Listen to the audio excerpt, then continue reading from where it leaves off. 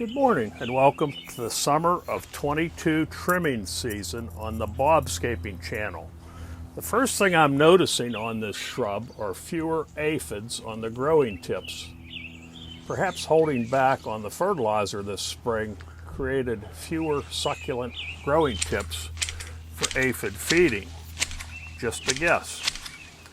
On this episode of Bobscaping, we're back to trim a burning bush that we severely reduced in size 2 years ago on June 18, 2020 in a video titled, "Oh No, Mr. Bill, Shrub Chomp."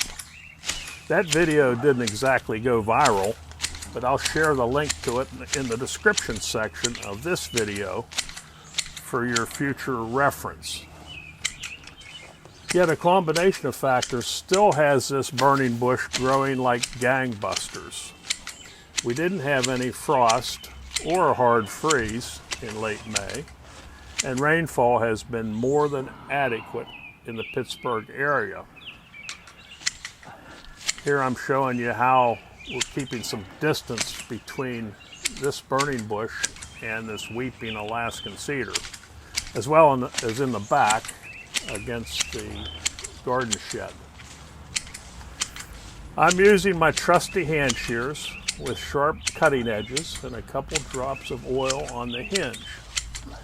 You'll also notice that the blades are clean and properly adjusted, not too tight and not too loose. We started on the sides of this shrub this time. Unlike many of my videos when using power shears, where I begin at the top and work down the sides.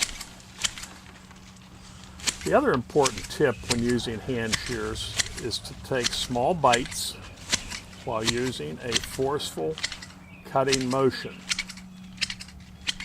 Investing in quality garden tools is always a good idea, as you will repeatedly thank yourself for decades to come. Thanks for watching the Bobscaping channel. I plan to post more trimming videos as we move further into June and July. Cheers.